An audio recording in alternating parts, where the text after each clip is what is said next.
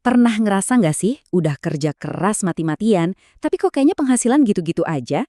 Nah, dalam bahasan kali ini kita bakal bongkar satu rahasia penting soal naikin pendapatan, yang ternyata kuncinya bukan cuma di skill, tapi di aset yang sering banget kita rupain, kekuatan jaringan kita. Oke, kita semua sering dengar soal pentingnya nabung dan investasi, ya kan?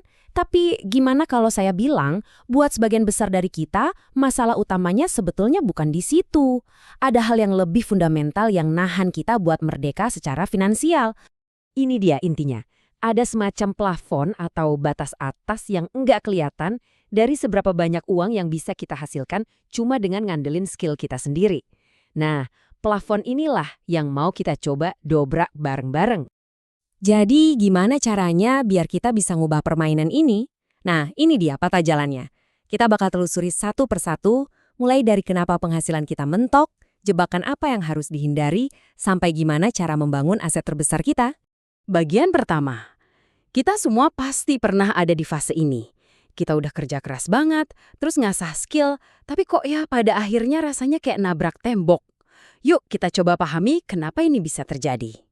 Gini, skill dan kerja keras itu emang penting dan bisa kok bawa kita sampai ke level pendapatan tertentu. Tapi itu nggak akan bawa kita sampai ke puncak. Buat bisa ngelewatin batas itu, kita butuh sesuatu yang lebih dari sekedar kemampuan individu. Nah, ini dia kuncinya. Daya ungkit atau leverage. Coba bayangin deh, kita bisa melipat gandakan hasil kerja kita tanpa perlu kerja lebih keras lagi. Itulah kekuatan dari sebuah jaringan pertemanan.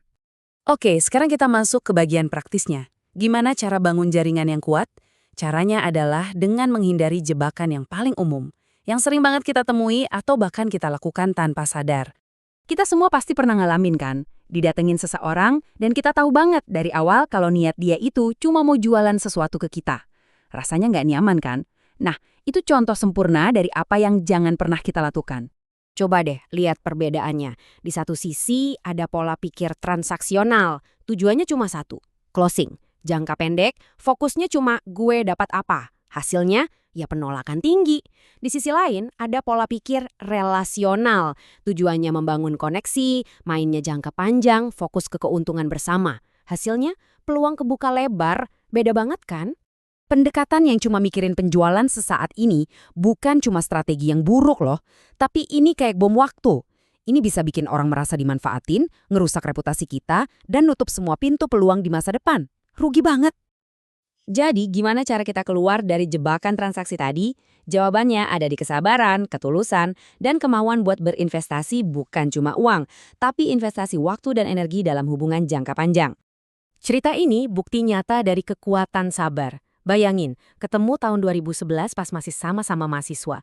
Terus, selama 7 tahun, nggak ada bisnis apa-apa, cuma murni jaga hubungan baik. Baru di tahun 2018, akhirnya mereka jadi partner bisnis. 7 tahun investasi di hubungan, hasilnya adalah kemitraan yang solid dan saling nguntungin. Dan ini bukan cuma teori. Ini kejadian nyata. Ada yang bisa dapat kerjaan setelah berbulan-bulan nganggur, cuma gara-gara satu kali makan siang sama kenalannya. Ada juga yang dari ngobrol santai ngopi-ngopi selama 2 tahun, tiba-tiba dapat proyek gede. Bahkan ada yang jadi sales mobil nomor 1 di dealernya, cuma modal referensi dari teman-teman komunitasnya yang percaya sama dia. Hubungan tulus itu beneran kunci pembuka pintu rezeki. Oke, kita udah tahu kenapanya. Sekarang waktunya kita belajar gimananya.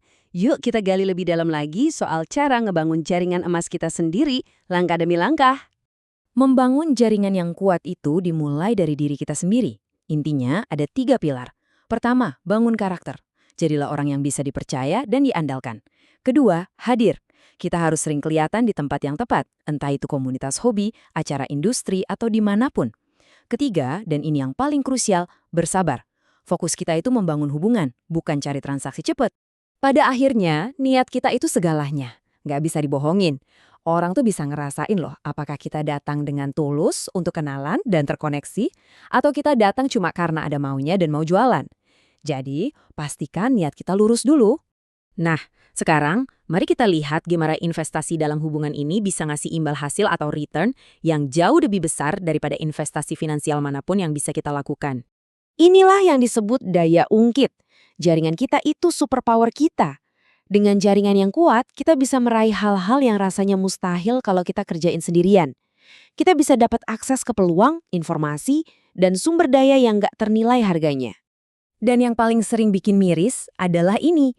Banyak orang yang sebenarnya udah punya jaringan pertemanan yang luas, tapi mereka nggak sadar kalau itu adalah aset. Itu seperti duduk di atas tambang emas, tapi nggak pernah coba buat menggali. Jangan-jangan kita juga begitu?